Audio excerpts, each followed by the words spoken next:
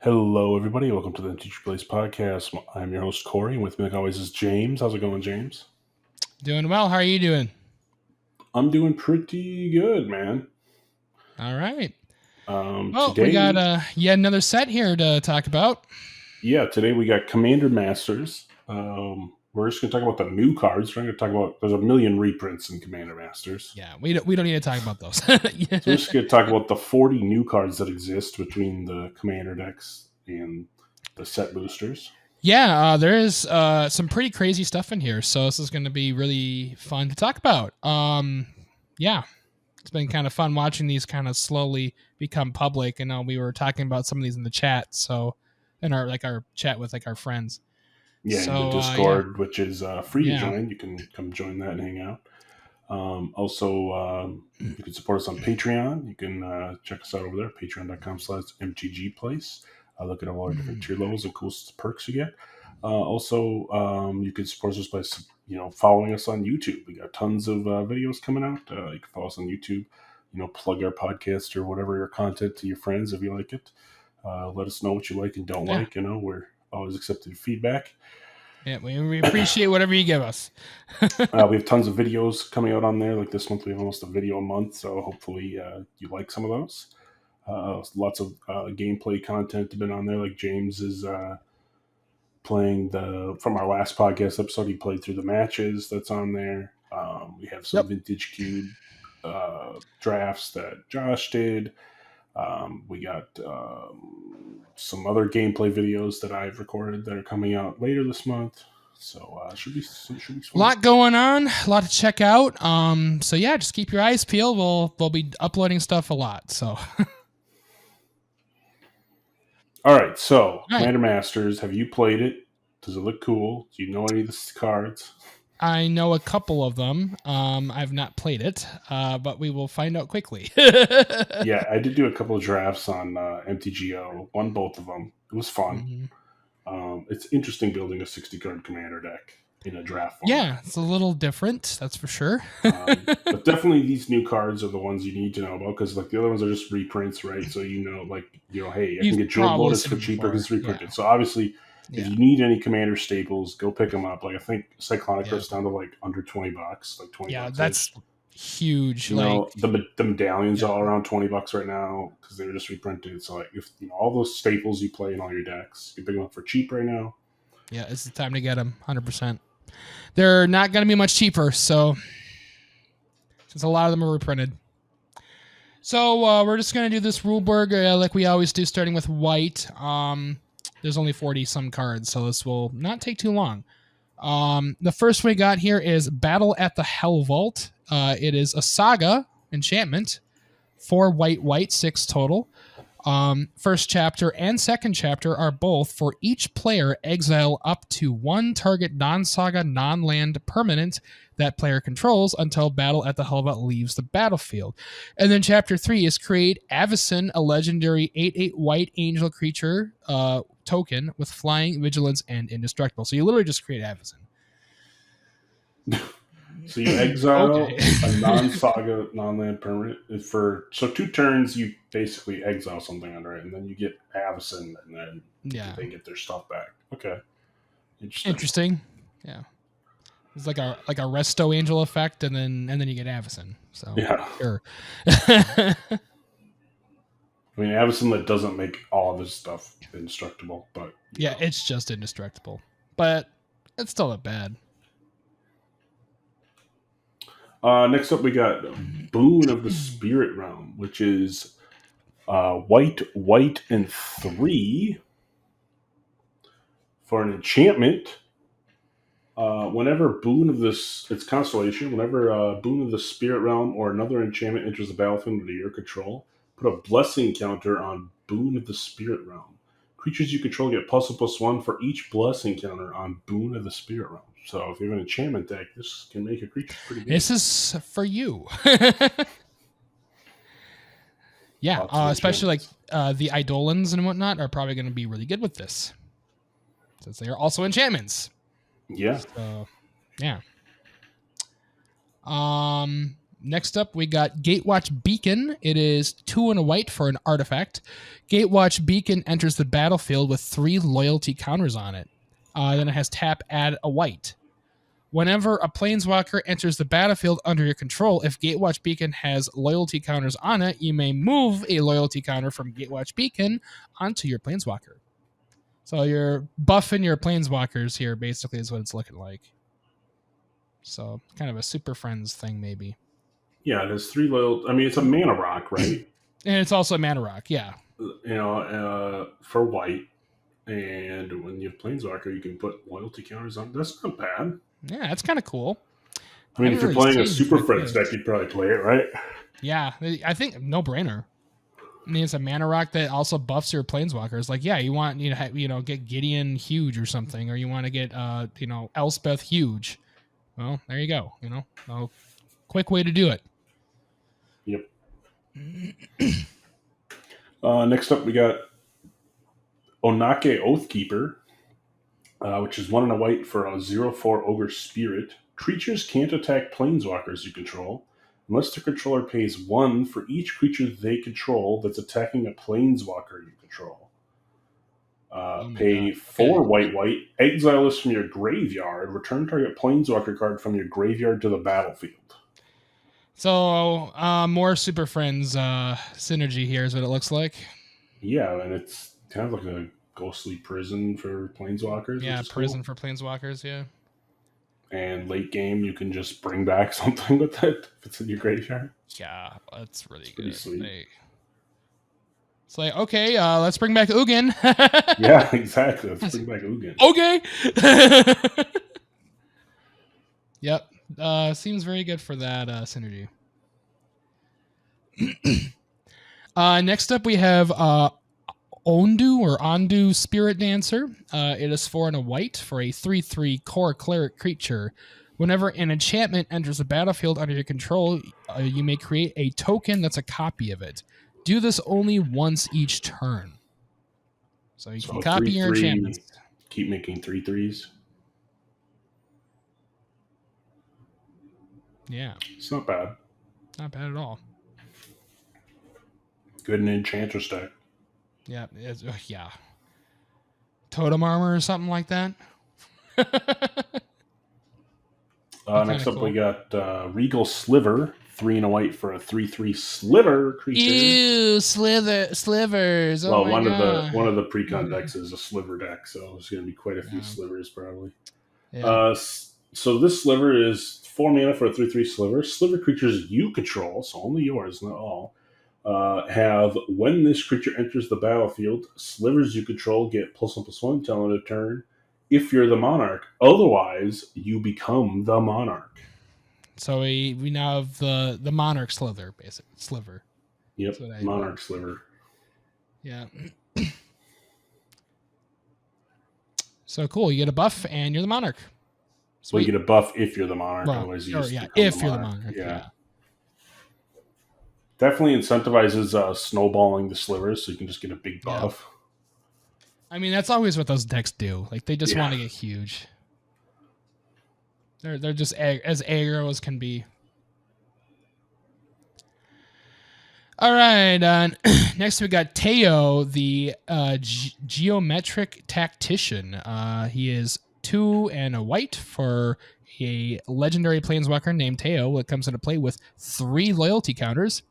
He has a constant of when Teo Geometric Tactician enters the battlefield, create a 0/4 white wall creature token with Defender and Flying. So actually it's ETB, sorry, not a constant. And then he has a +1. You and target opponent each draw a card. And then he has a -2 of choose left or right until your next turn. Each player may attack only the nearest opponent in the last chosen direction and planeswalkers controlled by that opponent. Wow, so this really changes the course of like how things pan out. It's interesting because it's continuous white card draw. Yeah. That's the best part of it. Right? Crazy, yeah. And then if you want, you can make only the people only attack their left or right. So if you're just getting wrecked by somebody across the table, you're like, well, now you can't hit me. Yeah. So that's kind of cool. Kind of like almost like an Odric kind of effect, slightly. Yeah, there's another card that does that. I can't remember what it is, but I think it's a multicolor card, the one that does it previously. Well, those are our white cards. Yeah, they seem okay. Yeah, not bad. Lots of enchantment and planeswalker synergy with these, it looks like. So let's see what we got for cool blue stuff. here. First one up is Spark Shaper Visionary. 2 and a blue for a 0/5 human wizard. At the beginning of combat on your turn, choose any number of target planeswalkers you control. Till end of turn, they become 3/3 bird creatures with flying, hexproof, and when they deal combat damage to a player, scry 1. Interesting. So your planeswalkers can turn into birds to attack. Sweet. It's kind of like the Sarkhan one makes them all dragons until end of turn, but this makes them all birds with flying and hexproof till end of turn. Interesting. Very interesting. Definitely good. And they have hexproof, so they can't. They can't be targeted. So that's pretty good. Yep. If it doesn't have like flash or something, that'd be busted. Oh. But it's blue. There's ways to make stuff happen. You can make it happen. Yeah, it only triggers on your turn too, not like your opponent's. So. Oh yeah, that's true. Yeah.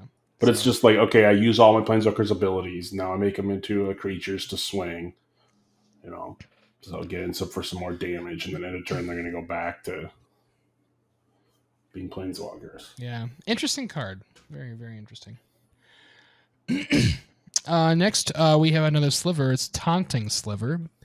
3 and a blue for a 3/3 sliver creature. Sliver creatures you control have, when this creature enters the battlefield, goad target creature and opponent controls. Corey's favorite mechanic. I hate this mechanic. I think it's dumb. I think it's the worst. I got 2 promos from Commander Masters now. And it's you know what card it is? It's the card that for 6 mana goads everything. I'm like, this card is trash. Don't want it.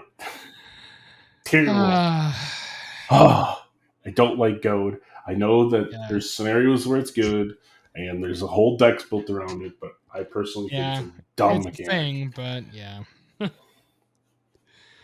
So you got the goad sliver. Hope you're happy. Not playing that in my sliver deck. Sorry, you're out. Easy cut. First cut from the Beacon. All right, next up we got a new Titan. Okay, I like Titans. So we got 4 blue. It's a 6/6 illusion Titan of, what is that? The Jara? Yeah, sure. As this blue Titan enters the battlefield, choose a creature type. It is the chosen type in addition to its other types. When it enters the battlefield or attacks, you draw a card for each other creature you control that shares a creature type with it, and then discard a card. Wow. So I'll play this in my sliver deck and draw like 5 cards and discard a shit ton of cards. Seems very good. In basically any tribal deck. Any typo tribal is the new work. word, right? Any typo deck. Typo, yeah. Yeah, seems good. Lots of card draw. And those kind of tribal decks usually want that, so yeah.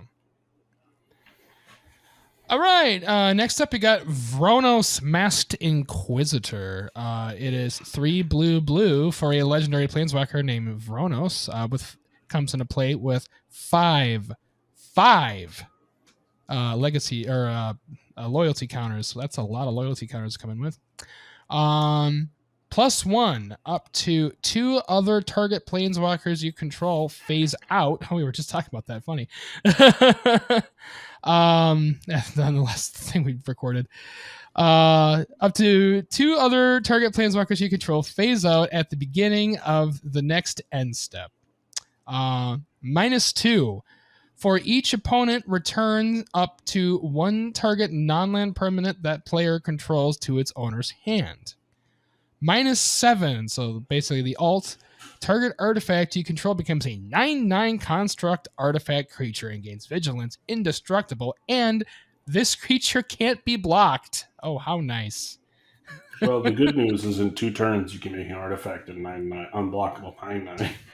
Yeah, that's That's basically what you're playing it for. Yeah. I guess Also, the -2 bounce, like if you can commander, bounce 3 things for -2 is pretty good. yeah, that's not bad. I mean, assuming you're playing with a full pod, that's a pretty good. And then it can protect other effect. planeswalkers too. Yeah, so that's good for super friends. Basically makes them so that they can't. And of course, so remember play like this in Super Friends. You can play this in Artifacts. And remember, like with phasing, that's not going to affect the loyalty counters because it's still technically in play. It's not exiled. It's just it doesn't exist until the next turn. Right. So the counters stay on it. So it's really good.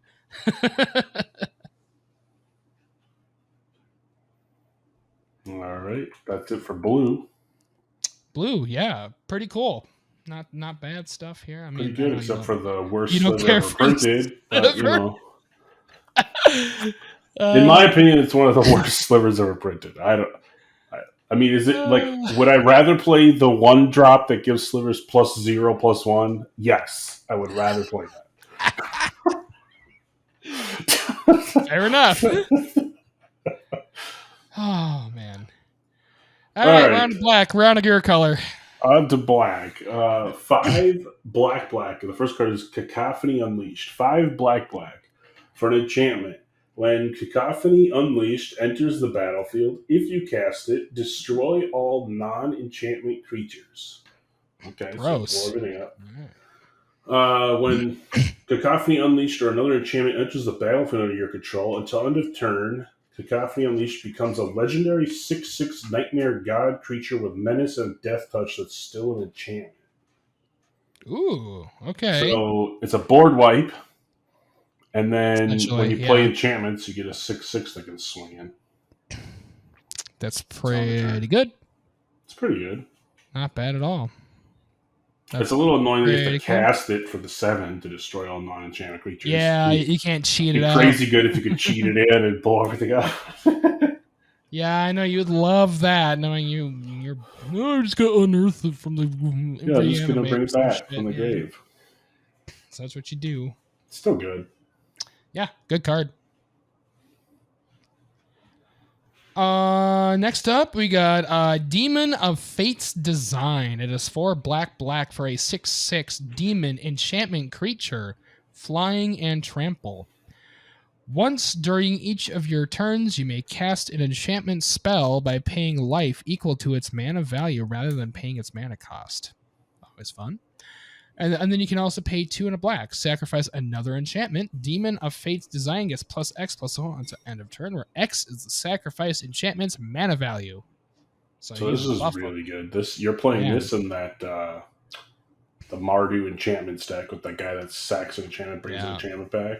Because here you're going to be like, okay, sack an enchantment, buff this guy, cast an enchantment for life. Oh, sack the thing, bring it back. It's like a really good sack. It's a really good sack outlet for that. Good for that deck for sure. Especially if you need to loop ETB triggers on your enchantments. Right, and then if you run out of mana, well, you can use your life because of course you can. It's black. Yeah, it's like what it's for. And it's a 6/6 flying trample for 6. Also really good. Yeah, not bad at all. I like that card. I also like that the artwork is kind of like the was it the Theros, whatever, the one that the Return to Theros or whatever it's that. Yeah, it looks really sick. Next up we got Ghoulish Impetus. Okay, first off, I hate every Impetus ever printed because I think they're terrible, so let's see if this one's any better.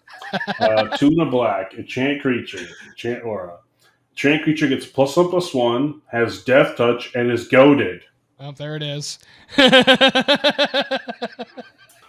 Okay. When a champ creature dies, return Ghoulish Impetus to the battlefield at the beginning of the next end step. Oh, yay! I can goad their creatures, but I give them Death Touch. So they have to attack other people with Death Touch. I'm making my opponent's creature better, but they can't attack me with it. And I can just keep moving this around. I would just rather play a removal spell, okay? I don't want my opponents to just attack my other opponents. Get value off of it. Don't want it. Why not? They'll kill them for you. Yes, they will, but I still don't want it. And then they'll kill you eventually. That's usually how it goes. Let's be real. Yeah, because eventually you're the only one left. They have to attack you, and you just gave their creature 1/1 Death Touch. Exactly. But I guess you could put it on your own creature. But how good is giving your own creature a +1/+1 Death Touch and has to attack every turn? Yeah, that's something like really big. Then you're gonna attack anyway, I guess. But yeah, but it's just like, then does it really need Death Touch? Probably not. I mean, I guess if you have a token deck, maybe you could throw this on tokens and it'd be okay. You could just make your tokens keep swinging with Death Touch. Right. But yeah, I mean, it's better than the other crappy impetuses, but it's still bad in my opinion. Still not great. I still don't like the goad mechanic. So yeah, I know it's your favorite mechanic ever made. All right. We got another sliver. This is Lazotep Sliver. It is 3 and a black for a 4/4 zombie sliver creature. Sliver creatures you control have Afflict 2. So those who don't know what Afflict is whenever a creature with Afflict 2 becomes blocked, defending player loses 2 life. So get that extra damage in. Whenever a non-token sliver you control dies, amass slivers 2. So that's kind of like how the Orc Army works in the Lord of the Rings set, but it's slivers instead of... Yeah, and previously they had zombies, so... Yeah. Now, if you have... now it's slivers. an amass zombie, and then an amass orc, and then an amass sliver, you can have a zombie sliver orc creature army token. Nice. Just have them all, man. It's interesting. It's interesting. Like the Afflict 2 is cool because like if they block it, they take nice. 2. They still take 2. And then if they kill something, you get something back at least. Yeah. 4 for 4. It's pretty good. It's good value. Well, that's black. Sweet. Black's got some cool stuff. Yeah, like all the black cards except 1. Yeah, it's not bad. All right, on to red. Another sliver.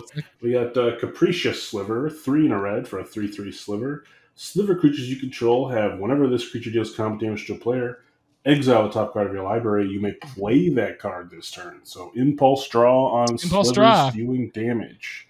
I mean, it's red. Like, what do you expect? Very good value for slivers because slivers always run out of freaking cards in your hand because you play them all.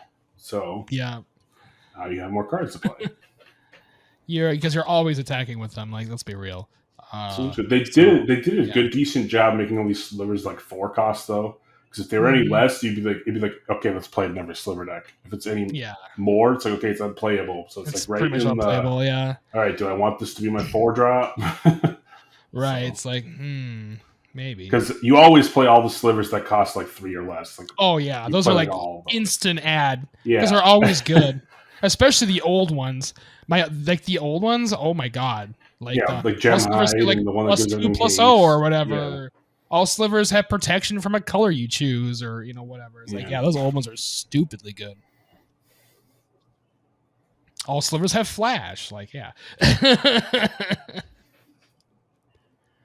All right, we got another Chandra. Chandra Legacy of Fire is 4 in a red for a planeswalker, legendary planeswalker named Chandra. Comes into play with 3 loyalty counters, and then it has a constant of at the beginning of your end step. Chandra Legacy of Fire deals X damage to each opponent, where X is the number of planeswalkers you control. Really good in Super Friends. +1, add a red mana for each planeswalker you control. Also very good for Super Friends. And then 0. Remove a loyalty counter from each of any number of permanents you control. Exile that many cards from the top of your library. You may play them this turn. So more Impulse Draw. Lots of Impulse Draw. This is only playable in Super Friends, right? Like, Yeah, this is 100% so a Super Friends support. by Yeah. itself, it's a 5 mana, 3 loyalty, +1, add a red. Remove basically -1, play the top card of your deck, and deal Yeah. 1 damage to your opponent each turn. That's not great. No. So, like, you need to have what, like 3 to 4 for us to be good, probably. Yeah, you definitely want a little army behind Chandra here for her to actually do something. Like, especially for 5 mana. Like, that's a lot of mana if you're just doing the vanilla cards. So, yeah. Next up, we got Descendants Fury, which is 3 in a red for an enchantment. Whenever 1 or more creatures you control deal combat damage to a player, you may sacrifice one of them. If you do, reveal cards from the top of your library until you reveal a creature card that shares a creature type with the sacrificed creature. Put that card on the battlefield and the rest on the bottom of your library in a random order. So Sweet. If you have typal decks, or if you have different ones where you only have like one golem or titan or whatever, and you flip it into Emrakul or whatever, Blightsteel, something like that. Seems good. Yeah, it seems real good. So it definitely has some combo potential, but yeah, I'd say so. If you don't build around it, it's terrible. Like, yeah, it's not going to do anything otherwise. But it can be good if you build around it. In the right deck, this can be very good, yes. Very, very good. All right. Next, we got Guff Rewrites History. It is 2 in a red for an instant. For each player, choose target non-enchantment, non-land permanent that player controls. Those permanents owners shuffle them into their libraries. Each player who controlled one of those permanents exiles cards from the top of their library until they exile a non-land card, then puts the rest on the bottom of their library in a random order. Each player may cast the non-land card they exile without paying its mana cost. So you're basically forcing everyone to impulse draw here, basically. Well, you're forcing everyone to like chaos warp. Or like, yeah, chaos warp. Yeah. Except for it doesn't whiff on spells because they can just cast it. Right. Interesting. So, I mean, it's probably about the same as chaos warp then because it's an instant, right? And yeah, it's an instant. And you can't hit enchantments, but like if they attack you with a bunch of stuff, I mean, if you're gonna lose the game, it's fine to play it. Yeah, like if you're trying to keep yourself alive. I mean, plus they could go into like a land fetch or something, and you're like, sweet, cover to their bomb for a land fetch. Exactly. It's like, ooh. A lot of times you do that on their best thing in play, and the thing they get's probably worse. Yeah. Unless you have, the luck of last week where they just put Elishnorn in play and then you cry, but, it doesn't always work the way you want it to. That's the joy of chaos warping. All right, next up we got Jaya's Phoenix, 4 in a red for a 3/3 creature, Phoenix, with flying and haste. When it deals combat damage to a player or planeswalker, copy the next loyalty ability you activate this turn when you activate it. You may choose new targets for the copy. Whenever you cast a planeswalker spell, you may return this from your graveyard to the battlefield. Oh, cool. Okay, so it comes back. And then it copies your planeswalker's effects, is what it looks like. Yeah, so it's good in Super Friends. Yeah, really good for Super Friends yet again. Phoenix. And yeah, it's a Phoenix, so as long as you keep playing Planeswalkers, you're going to keep having it come back if they kill it, so not bad at all. And that's red. Red's honestly not too bad. Kind of an interesting mix of impulse drawing / Super Friend support, so that's kind of cool. And not bad sliver on top of that. All right, so now we got green here. The first green card is Composer of Spring. It is 1 in a green for a 1/3 Satyr Bard creature. It has Constellation. Whenever an enchantment enters the battlefield under your control, you may put a land card from your hand onto the battlefield tapped. If you control 6 or more enchantments instead, you may put a creature or land card from your hand onto the battlefield tapped. So that's really, really good if you have have 6 more enchantments. Yeah, 6 more enchantments. Just start putting freaking dinosaurs on the field or something. Definitely good. I mean, it's a Enchantress deck, right? So, I mean, most of the time you're probably just going to ramp it into lands because, like, Yeah. you're going to be playing a lot of enchantments in the enchantment deck. So, like, unless your creatures are also enchantments. Yeah, So. which, yeah, if you're playing like Eidolons or something, then sure. Oh, that's really nuts stuff. You have 6 enchantments, and then you put a creature enchantment in because then it's going to trigger this again. Yeah, it doubles it. So it's going to be like, oh, put an enchantment creature in. Oh, put another one in. Oh, put another one in. So you'd be like, dump my hand. Just dump your hand. Yeah. Yeah, you just have to, like, draw a shit ton. Like, you harmonize that turn before or something. Like, yeah. Yeah, it seems really good. And it's 2 for a 1/3. Hey, and it's a bard creature. Yeah. Yeah, not bad. All right, next up we got For the Ancestors. 2 and a green for an instant. Choose a creature type. Look at the top 6 cards of your library. You may reveal any number of cards of the chosen type from among them, and put the revealed cards into your hand. Put the rest on the bottom in a random order, and has flashback for 3 and a green. So if you're playing a typal deck, choose dragons. Could possibly get a few dragons into your hand, and then flashback, get some more, or whatever. Yeah, that flashback's really nice for sure. Fun stuff. Yeah, that's got 6 cards. That's like better than the Congregation at Dawn, even. Well, Congregation at Dawn is just search for threes and then put it on. Or top. I guess that's search. Yeah, never mind. If your Congregation at Dawn first, you're going to get draw 3 at least. Yeah, that'd be pretty good. That'd be a good combination with this. All right. Let's see. Next, we got the green sliver here. It is Hatchery Sliver. It is 1 and a green for a 2/2 sliver creature with replicate. You pay 1 and a green for that. So when you cast this spell, copy it for each time you pay its replicate cost. Each sliver spell you cast has replicate. The replicate cost is equal to its mana cost. That's really not good, bad. At least for not the non-legendary slivers.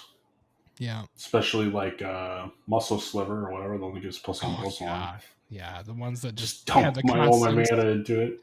It's like, okay, well, all my slivers are like +6/+6 now. Deal with it. It's a good sliver. Well, it only costs 2 as well, so. Yeah, it's really cheap. Sliver. Next up, we got Nyxborn Behemoth.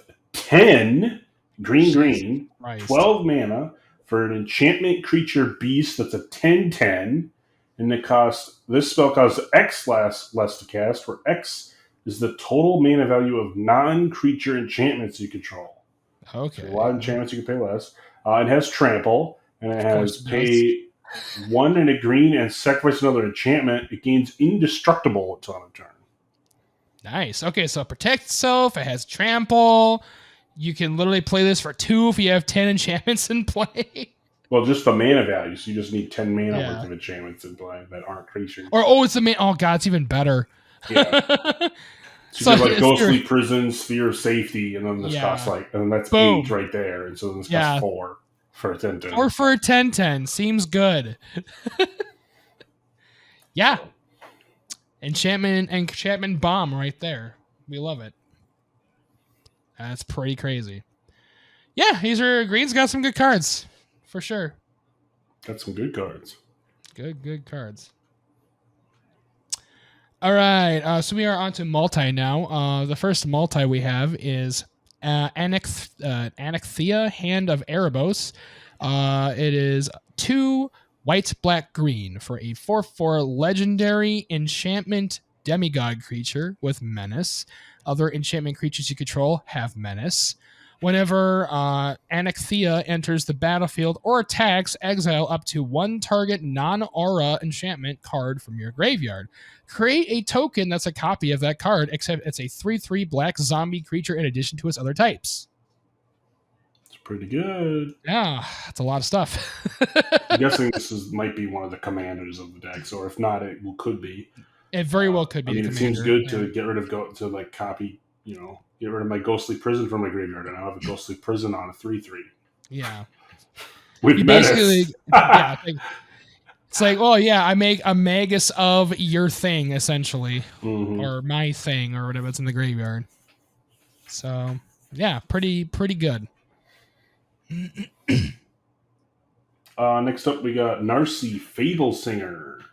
It's 1 in Abzan. It's a 4 mana for a 3/3 legendary creature, human bard with lifelink. Whenever you sacrifice an enchantment, draw a card.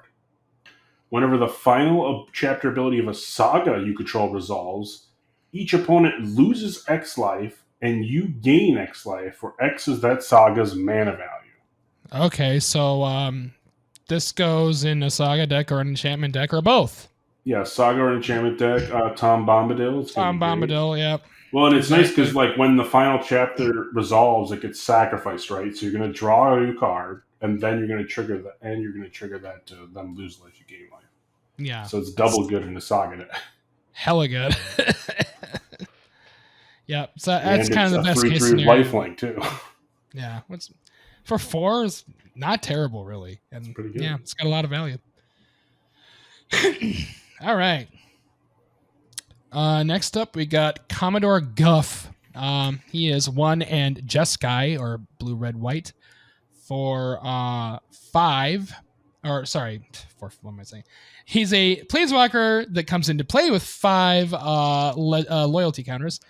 And he has a constant of, at the beginning of your end step, put a loyalty counter on another target planeswalker you control.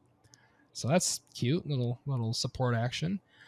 He has a +1, create a 1/1 red wizard creature token with tap, add a red mana, spend this mana only to cast a planeswalker spell. Then he also has a -3. You draw X cards, and Commodore Guff deals X damage to each opponent, where X is the number of planeswalkers you control. And then he also can be your commander. Yeah, so Super Friends. Super Friends commander. Super good in that. Yep. He supports them. You get a bunch of mana that you can basically... And you can draw cards. Yeah, you draw cards. Like, sweet. Next up, we got Leori, Spark Touch Hunter. It is Jeskai, blue, red, white for a 3/3 legendary creature, elemental cat with flying and vigilance. And when it deals combat damage to a player, choose a planeswalker type. Until end of turn, whenever you activate an ability of a planeswalker of that type, copy that ability. You may choose new targets for the copy. So this is good if you have a bunch of Jaces or a bunch of Gideons in play. You can copy them all. So a bunch of all of them. Yeah. So you just choose one and that type. Okay. Yeah, so you can choose Jace or whatever. That seems really good. Just make more stuff. Yep. We love it. Be a fun commander and just play a bunch of planeswalkers. And it has flying and vigilance, so sure, it can also protect them. Next we got Rukurumel, biologist. He is Wooburg, all 5 colors, for a 3/3 legendary creature, human wizard. As Rukurumel, biologist, enters the battlefield, choose a creature type. Slivers you control and non-token creatures you control are the chosen type in addition to their other creature types. The same is true for creature spells you control and creature cards you own that aren't on the battlefield. Then you can also pay 3 and tap, add a 1/1 colorless sliver creature token. So here you can make everything whatever type you want, and your slivers whatever type you want. Or you could just say sliver, and all your slivers are slivers, and everything that's not a sliver is a sliver. Yeah. And it makes sliver tokens. So it's a baby maker for slivers. Great. Yeah. It's not as good as Queen, but it's still good. That's still pretty good, yeah. Next up, we have the commander from the Sliver deck, Sliver Grave Mother. It's Wooburg, so 5 color, 6/6 legendary creature Sliver. The legend rule doesn't apply to slivers you control. Screw that. Each sliver creature card in your graveyard has Encore X, where X is its mana value. And then it itself has Encore for 5 of any color. Just 5 colorless. 5 colorless. That's great. That's disgusting. I hate it. Why? You don't want me to have like multiple Sliver Overlords and multiple Queens out? Not really. No, I don't. Multiple Sliver Legions. Buff ball for every other sliver. Oh my god, that's disgusting.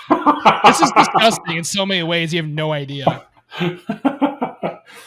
Watch, see, why are you making slivers busted again? Like, they were already busted. This is making them more busted. Woo! All right, that's gonna be fun to play against. That's busted. Beautiful. Well, that's multi. Yeah, multi's got good stuff. Just saying. Slivers are back. Slivers.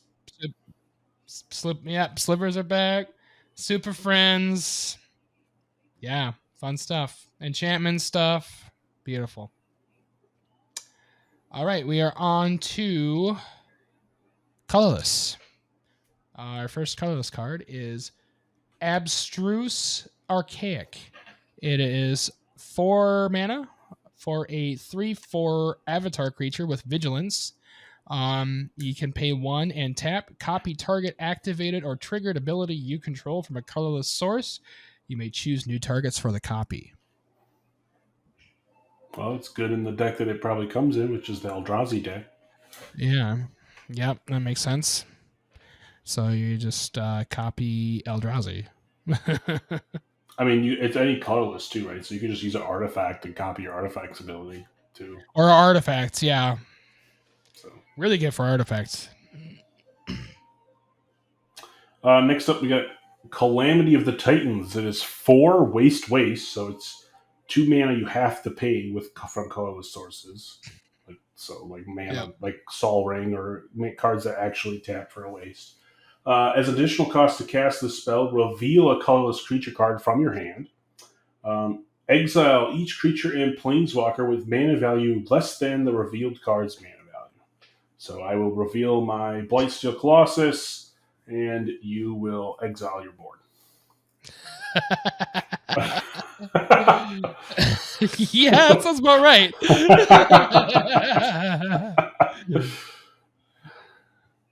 Yep. Really good in a Titan deck because you're probably going to have high mana values. So, yep, and you're probably gonna have lots of mana rocks to ramp it on too. So, oh yeah, I mean, you probably have Tron or something. Like, yeah, you'll be great. All right. Next up, we got Darksteel Monolith. It is 8 for an artifact. It's indestructible. Once each turn, you may pay 0 rather than pay the mana cost for a colorless spell you cast from your hand. Because why not? Let's play freaking Emrakul for 0. Great. Awesome. So this is Omniscience for colorless spells. Freaking Omniscience, yeah. And it's an indestructible version. That's disgusting.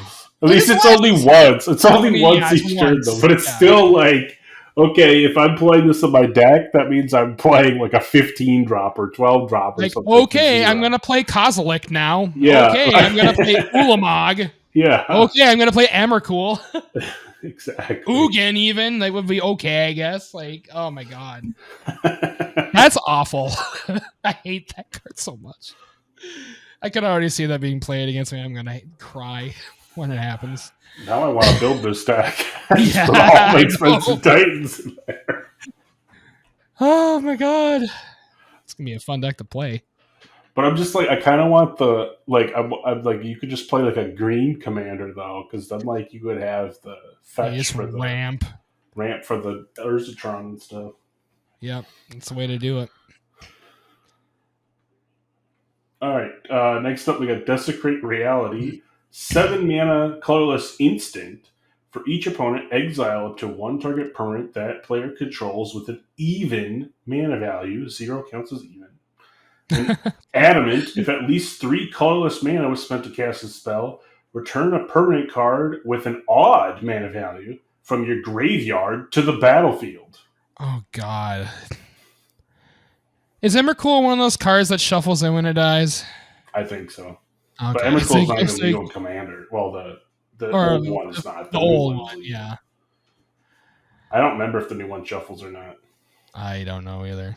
I know Ulamog doesn't, but I don't know that if that's going into the graveyard because I think it's indestructible. Yeah, that's true. Yeah, you're usually exiling it. So you're probably returning like a 9-drop or something. I mean, you could return like Merbow Sphere or the Meteor Golem or something wouldn't be too bad. Yeah, there's plenty of good targets you can hit. Spine's really good. Yeah. So. Yeah, lots of choices. That's a really interesting card. All right. Next up, we have Flair of Loyalties. It is 8 waste for a 10/10 Eldrazi creature. When you cast this spell, gain control of target creature until end of turn. Untap that creature. Until end of turn, it has base power and toughness 10/10, gains trample 2, Annihilator 2, and haste. And this card also has Annihilator 2, because why the fuck and not? has trample. Oh, sorry, in trample. Yeah, it's on the very bottom there. Hard to read. So basically, you would gain control of any one of their creatures to make it a version of this till end of turn. So you're 1/1 token. You have a 1/1 token there. All right, that's the only creature you have. Okay, I'm still going to swing at you if it is a 10/10 with trample on it too. Oh my god, I hate this. That seems like a great card. This is silly as hell, man. It's the biggest FU ever. It's like, oh, you're gonna have 1/1 soldier tokens. Oh, that's cute. Here, see what I can do. Well, it's even worse if you gain control of a good creature. Like, say you take Elish Norn. I now have a 10/10 Elish Norn. That would be awful. Till end of turn, or like something with an attack trigger. You're attacking them back with it. Yeah. Next up, we got Amethyst Ghostfire Initiative. It is XX for a 0/0 legendary creature Spirit Naga. It enters the battlefield with X +1/+1 counters on it. Whenever you put one or more +1/+1 counters on another colorless creature you control, put a +1/+1 counter on this. And when Amethyst dies, manifest a number of cards on the top of your library equal to the number of counters on it. Nice. Beautiful. So I place a 4/4 and it dies. I'm going to get 4 manifests when it dies. That's not bad. Not bad at all. That's pretty good. Yeah. Alrighty. Next. Oh, God. Okay. This card is insane. I'm just going to say right now. The first time I saw it, I was like, you've got to be kidding me. It costs a lot for good reason. It is 9 waste. That is 12 mana total for a sorcery. It can't be countered because, yeah. Well, if you pay 12 mana, you don't really want to. You better not be able to counter it. Destroy target permanent. Target player draws 4 cards. Take an extra turn after this one. Exile this card. Yeah, so blow something up, draw 4, take an extra turn. Why not? Take an extra turn, so you get 5. Destroy permanents, probably like 3. Draw 4 is probably worth, the other 4 mana. So it's about even on rate for what you're getting. Yeah. So it's not like super great, but it's not super bad either. And if you could somehow cheat this, if you can cheat this out, then yeah, your opponents are gonna hate you. But can you imagine if someone attacks you with a Tali and gets to cast this for free? Off the top of your deck or something. Oh my god. Yeah, that would be awful. I think I picked this card. Yeah. So yeah. It's a cool card. Good card. Very good. Does a lot of stuff. Next up, we got the Skittering Cicada.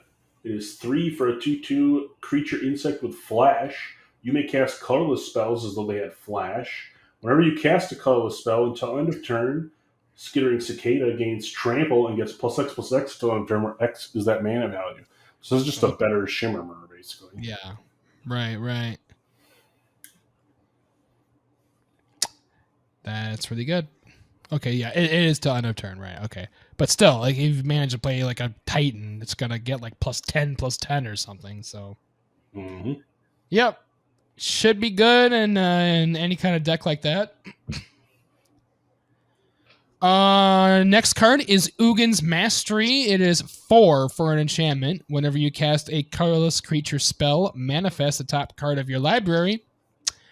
And then whenever you attack with creatures with total power 6 or greater, you may turn a face-down creature you control face up. So we're doing morph or something here? Well, the manifest is like a morphed creature. Oh, right, because the manifest. So, like, if you end up manifesting your Blightsteel or something, you can then turn it out when you attack with 6 power worth of creatures. Okay, yeah, that makes sense. Instead of paying the mana cost to flip it. So that's just silly. It's pretty good. Yeah. Next up, we got Zuhulo Doc Void Gorger. I don't know. I probably butchered that name, but whatever. 5 and a waste for a 7/4 legendary creature Eldrazi. Colorless spells you cast from your hand with mana value 7 or greater have Cascade. Double Cascade. Gross. And they have to cost 7 or more just to get the Cascade. So you're going to get 2 pretty good things. You're going to get 2 good things out of your deck, most likely. Unless you hit 2 mana rocks or something. Yeah, it's like either way, sweet, I got 2 free mana rocks. Yeah. Okay. Yeah, that's fun. Just go through your deck and find your shit. Well, that is the set, I believe. Yeah. So what do you think? You're gonna probably pick up any of these commander decks? The Eldrazi and Sliver ones are really enticing. Yeah, those are pretty cool. And there's enchantments and Super Friends on it. Looks like. I don't know. Yeah, Super Friends is fun. Eldrazi is always a great time. So yeah, there's lots of stuff for people to do. You know, lots of different play styles that you can do with these cards. So yeah, it'll be fun to see what how these play.